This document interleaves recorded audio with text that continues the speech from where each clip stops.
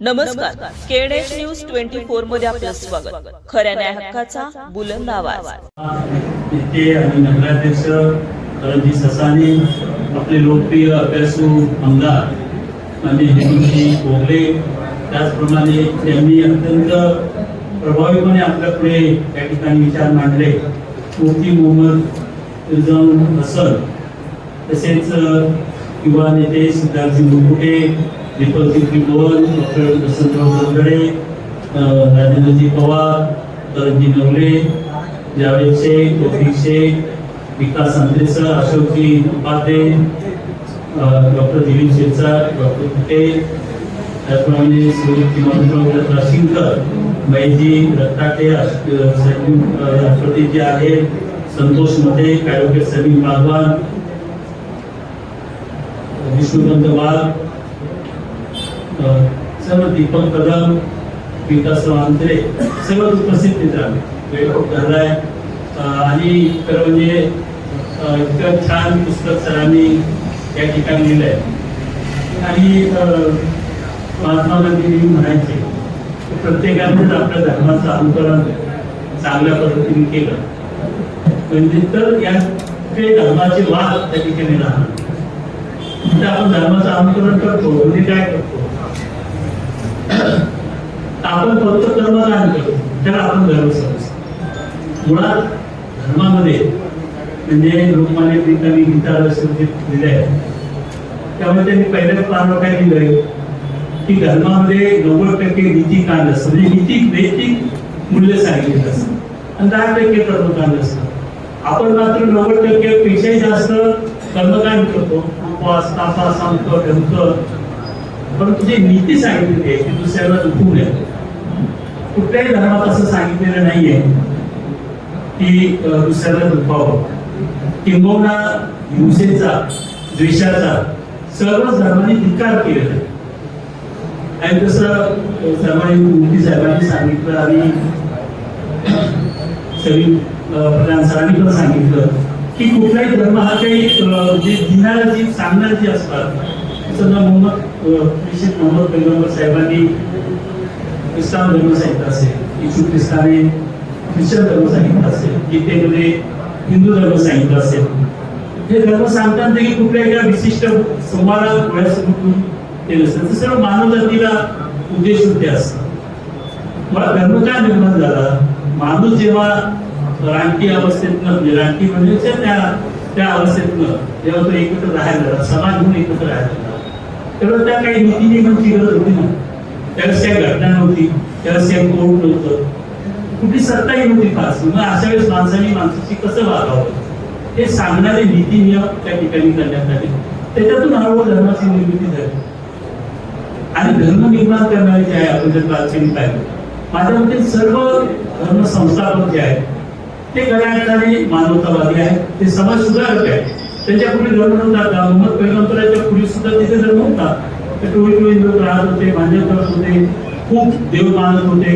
तर मोहम्मद पैगंबर त्या ठिकाणी जेव्हा एक आले आणि त्यांनी सांगितले की नाही आपण एकच देव मानावं, एकेश्वरवाद त्यांनी सांगितला.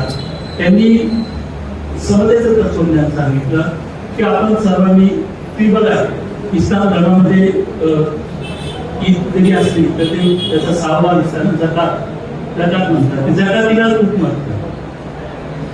आणि असं प्रत्येक धर्माची वैशिष्ट्य आहे. म्हणजे धर्मात प्रत्येक धर्मामध्ये मानवतावाद, प्रेम, हे सर्व गोष्टी, अहिंसा हे सर्वत्र आपल्याला कॉमन असतात. त्या पलीकडे जाऊन काही वैशिष्ट्य प्रत्येक धर्माचे आहेत. त्यामध्ये इस्लाम धर्माची काय वैशिष्ट्य त्यांनी सांगितली. मला जे जाणवलेलं ते आहे की मोहम्मद पैगंबर साहेबांनी जे सांगितलं की बा इस्लाम या शब्दाचा अर्थ शांतता आहे. आणि त्याचा पहिला जो शब्द आहे तो इकरा आहे. इकरा म्हणजे ज्ञान. मोहम्मद पैगंबरांनी सांगितलं की जगात कुठेही जा आणि ज्ञान संपादन. तेच महाभारतात सांगितलेले की जगाच्या कुठल्याही सगळ्या दिशांनी माझ्याकडे ज्ञान व्हावं. त्या मित्रांनो शेवटी बघा ना की आपण बघतो की कुठला एखादा चांगला मनुष्य असतो, शेवटी धर्मनिर्माण संस्थापक हे सगळे सत्पुरुष होते. सत्पुरुषाचा चांगलाच विचार करणं ना, ते काही कुणाचा द्वेष करा, याला मागा, त्याला ठोका असं सांगत नाही. काही का होतं याचं कारण असं आहे की जशी राजकारण आहे तशी धर्म सुद्धा एक सत्ता झालेली आहे. मग ती सत्ता आपल्याच ताब्यात राहिली पाहिजे, त्या सत्तेवर माझं प्रभुत्व असलं पाहिजे. मग माझं प्रभुत्व केव्हा आहे? मी माझ्या जे कोणी माझे अवरोध असतील त्यांच्यावर मी पूर्ण कमाल ठेवतो आणि मग मी त्या पद्धतीने लोकांना सांगतो नाही तुम्हाला असंच करावं लागेल, तुम्हाला तसंच करावं लागेल. आणि खरा धर्म कोणी त्या ठिकाणी लोकांना सांगत नाही. खरा धर्म कोण सांगतं? माझ्या मते खरा धर्म संत सांगतो. प्रत्येक धर्मात कुठे पाहतो संत तुकाराम असतील किंवा अनेक वेगवेगळे धर्म सर्व संत आहेत, त्यांनी खऱ्या अर्थाने धर्माचा खरा अर्थ सांगितला. आणि मग जर आपल्याला धर्म समजावून घ्यायचा असेल तर आपण संतांचे विचार ऐकले पाहिजे. आपल्याकडे वारकरी संप्रदाय, वारकरी संप्रदायामध्ये शेख मोहम्मद झाले, कधी योजित झाले, आता वकील साहेबांनी सुद्धा इतक्या सुंदर रीतीने सर्व धर्माचा सार सांगितलं. आणि संत तुकाराम झाले. संत तुकारामांनी अल्लावर त्या ठिकाणी अभंग रचला. अल्लाह हा सर्वश्रेष्ठ असं संत तुकारामांचा अभंग आहे. आणि शेख मोहम्मदांनी विठ्ठलाची स्तुती केली. काय अडचण आहे? अडचण काही नाही, कारण ईश्वर एकच आहे. ईश्वर आहे काय, तो निर्गुण आहे, निराकार आहे, हे सर्वांनी सांगितलं. परंतु मी मागायच्या म्हणण्याप्रमाणे काहींना सत्ता हवी असते, मग ते धर्माचं माध्यम बनवतात आणि मग धर्माच्या माध्यमातून त्या ठिकाणी लोकांना चुकीच्या पद्धतीने मार्गदर्शन करतात. खरा धर्म त्याला सांगत नाही. खरं सांगा की आता सरांनी कुराणचा अभ्यास केला, कुराण पाठ असणारे अनेक सापडते. तो कुराण समजणारे किती असं म्हटलं तर फार थोडे सापडते. गीता वाचणारे तसं गीता वाचणारे सुद्धा कमीच आहे, तो गीता समजणारे किती आहे ते तर फारच कमी सापडतो. त्यामुळे मूळ विषय जो आहे तो की आपल्याला तो धर्म आहे तो समजावून घेतला. ते समजावून जर लोकांना हा धर्म सांगितला म्हणजे आता साने गुरुजींनी अतिशय सुंदर पुस्तक इस्लाम संस्कृती लिहिलं, अतिशय सुंदर पुस्तक आहे. त्यात त्यांनी मोहम्मद पैगंबरांचं वर्णन केलं. मोहम्मद पैगंबरांचं तिथं इस्लाम धर्मात असताना लिहिलं काय कशा प्रकारचे गैरसमज असतात. त्यामध्ये एक गैरसमज असं आहे की इस्लाम म्हटलं की ते सर्व आक्रमण त्यांना तिथे लुटता हिंसकता, पण असं नाही. असं आता युद्ध तर सर्वत्र झालेले आहे, परंतु साने गुरुजींच्या शब्दामध्ये मोहम्मद पैगंबर हे अत्यंत दयाळू होते, अत्यंत भावनाशील होते. एखादा दुःखद प्रसंग पाहिला तर त्यांच्या डोळ्यातनं अश्रू वाहायला लागले. त्यांनी सतत हिंसेचा तीव्र शब्दात निषेध केलेला आहे किंवा धिक्कार दिलाय.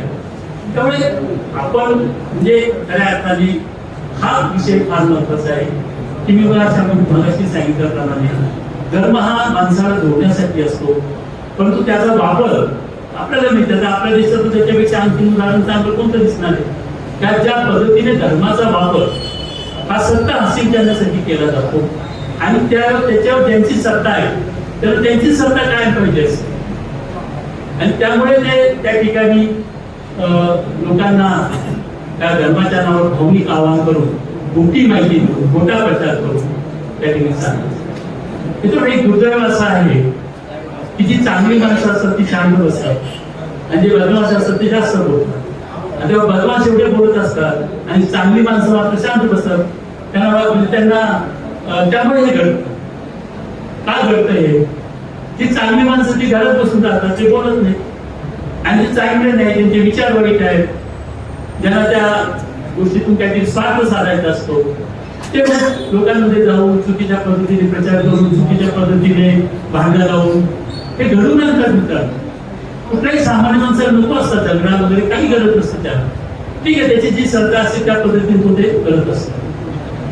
आणि म्हणून मला असं वाटतं की सलीम पठाण सरांनी खूप मोठं काम केलेलं आहे.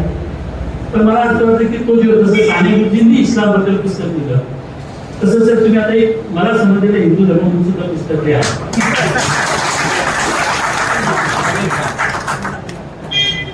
कारण बघा हिंदू धर्मात काय सांगितलं नको अहम काम आहे राज्यात. मला राज्य नको, मला मोक्ष नको, मला सत्ता नको, मला संपत्ती नको, मला फक्त गरिबांचे अश्रू पुसण्याचं सामर्थ्य. ही उपनिषद आपली प्रार्थना आहे. हा धर्म आहे मित्रांनो, याच्याविषयी वेगळा काही धर्म नसतो. आणि म्हणून खऱ्या अर्थाने आज आपल्याला जी गरज आहे ती समाजाचं मोठ्या प्रमाणात प्रबोधन आपण केलं. तर म्हणजे कॉम्रेड गोविंद पानसरे यांची आठवण या ठिकाणी येते. त्यांनी खूप पुस्तिका लिहिली. त्यांनी एक छोटी पुस्तिका लिहिली आहे, मुस्लिमांचे राग होतात का, असं त्यांची एक पुस्तिका आहे. म्हणजे अनेक म्हणजे जे गैरसमज पसरवले जातात.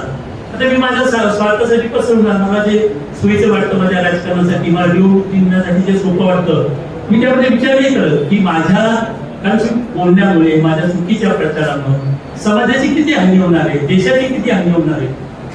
मला सांगा ना की ज्या पद्धतीचं वातावरण गेल्या काही वर्षांमध्ये आपल्या देशात निर्माण झालं, कुणाचा फायदा झालेला आहे, देशाचा काही फायदा झाला का? थोड्या आपण मुस्लिम समाज बाजूला, हिंदू धर्माचा तरी फार मोठा फायदा झालाय का? हिंदू धर्माचा युवकांचा पाठिंबा झालाय का? देश आर्थिक प्रगती करतोय का? त्यांना नोकऱ्या मिळतात का? त्यांचे मूलभूत प्रश्न सुटतात का? ते उत्तर नाहीच असेल असतं. त्यामुळे आपण खऱ्या अर्थाने जसं एक फरहान सरांनी या ठिकाणी तिथे चांगल्या पद्धतीने इस्लाम काय आहे सांगितलेलं आहे, ते आपण त्याचं वाचलंच पाहिजे. कारण मित्रांनो, मी मगाशी म्हणल्याप्रमाणे आता ही आपली जबाबदारी. कारण कसं असतं की आपण लोकांना प्रबोधन केलं पाहिजे. जिथे आपण बसून तिथे आपल्या आपल्या पद्धतीने जे काही आपल्या होती, आधी तर आपल्या कुटुंबामध्ये बोललं पाहिजे. आधी कुटुंबापासून सुरुवात केली पाहिजे. कारण घरात महिला असतात, तरुण मुलं असतात, ते बाहेर फिरतात, त्यांचे खूप गैरसमज जायचे असतात. ते भोळे असतात, त्यांचा काही दोष नाही, ते निष्पाप असतात, त्यांना चुकीच्या गोष्टी सांगितल्या जातात. आमच्या ठिकाणी अमकं झालं, आमच्या ठिकाणी पंत झालं, कितीतरी खोट्या गोष्टी सांगितल्या जातात. तर खूप बोलता येईल, परंतु मला एवढंच सांगायचंय की किती गैरसमज पसरवले जातात. आता इस्लाम धर्म जो भारतात आला, हे स्वामी विवेकानंदांचं वाक्य आहे. स्वामी विवेकानंदांकडनं खरं म्हणजे हिंदू धर्म आपण समजावून घेतला.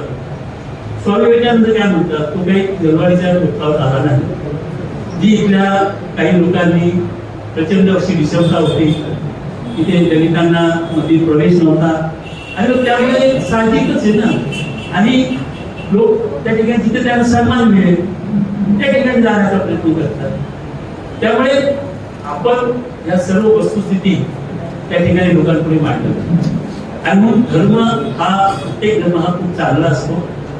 त्या धर्माला काही दुष्ट प्रवृत्तीचे लोक स्वतःच्या फायद्यासाठी वेगळ्या पद्धतीने ते प्रेझेंट करतात, वेगळ्या पद्धतीने ते आपण बचाव करतात. मला या निमित्ताने एवढंच सांगायचं आहे की जसं सरांनी सांगितलं की हा धर्म, प्रत्येक धर्म हा मानवतेच्या उत्कर्षासाठी निर्माण केलेला आहे.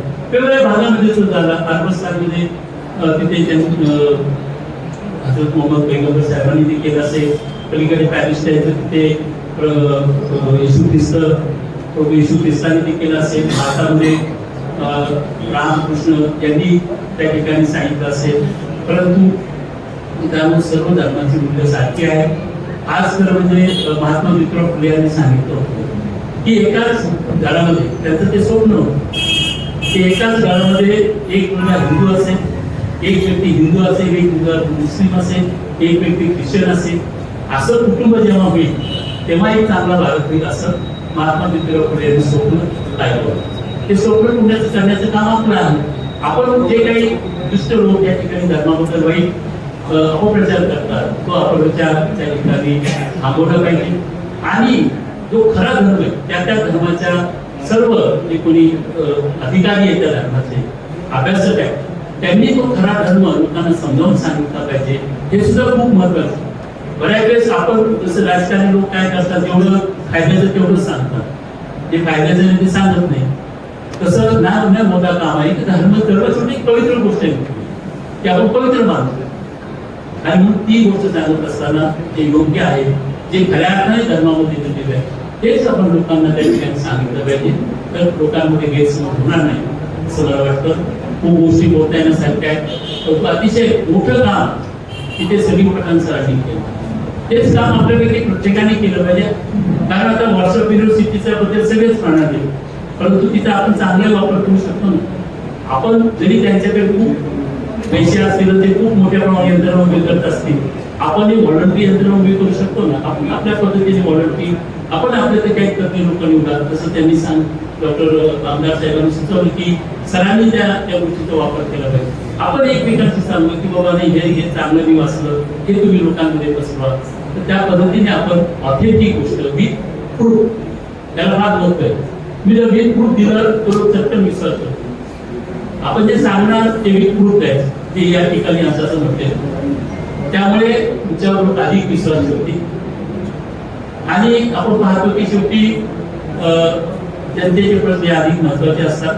जनतेचे प्रश्न मार्फत जर मांडायला लागलो हा थोडंसं याच्याशी संबंध आहे, परंतु मी पाहिलं आता जे काही चालू आहे देशामध्ये, जी नवीन पिढी विचार करते ती त्या प्रश्नातून निर्माण झाली ना, त्या धर्माच्या पलीकडे गेले, ते जातीच्या पलीकडे गेले, कारण त्यांना ते प्रश्न महत्वाचे वाटतात आणि हे प्रश्न महत्वाचेच आहेत. ते आता जनतेला जेव्हा वाटायला लागतात त्यावेळेस ह्या ज्या गोष्टी कुठली गोष्टी धर्मासारखे निर्माण केल्या जातात त्या घडून पडतील असं मला खात्री आहे. आणि म्हणजे प्रबोधनाचं काम इतकं म्हणून आपण करू, असं खूप काम करावं लागेल, हजारो लोकांनी ते काम करावं लागेल. आणि त्याची सुरुवात मला सतीश पठाण सरांनी केले, त्यांचं मनापासून अभिनंदन करतो. ते रिटायर झाले, आम्ही पण रिटायर आहे, त्यामुळे रिटायरमेंट कशी घालवावी, तुम्ही रिटायर नाही आणि मी पण रिटायर नाही. रिटायरमेंट घरी कशी घालवावी ते याचं उत्तम उदाहरण. कुठे नातू म्हणजे नातू सांभाळ, आम्ही नाही म्हणत नाही, मी काय करतो नाही काही नातू सांभाळ, त्या नातू सांभाळ मिळणार, तर तुला जो काय प्रचंड अनुभव आहे तो अनुभव तू लोकांच्या कल्याणासाठी वापर, असा आम्ही आमच्या मित्रांना सांगतो. पण तो आमचे मित्र सतीश पठाण सर यांनी त्यांच्या या सेवानिवृत्तीचा काळ अतिशय चांगला आहे. खूप लिहा, अजून लिहा, अजून छोटे छोटे लिहा. असं मला म्हणून कॉम्रेड पानसरेंची पुन्हा पुन्हा आठवण येते. त्यांनी फार छोट्या पुस्तके लिहिली, अतिशय उत्तम आहे. त्यामध्ये विथ प्रूफ त्यांनी दाखवून दिलं की जे काही राजकारणामध्ये एकमेकांवर खोटे आरोप केले जातात ते कसे खोटे आहेत ते त्यांनी अत्यंत त्या ठिकाणी सांगितले. ते त्यांचं साधं परवडत नव्हतं म्हणून त्यांची हत्या झाली ना. असं की नाही तसे पठाण सरांचं त्या ठिकाणी अभिनंदन करतो. एक उत्तम सुंदर असं कार्यक्रम या ठिकाणी झाला. आपण मला निमंत्रित केलं त्यावर आपले आभार मानतो.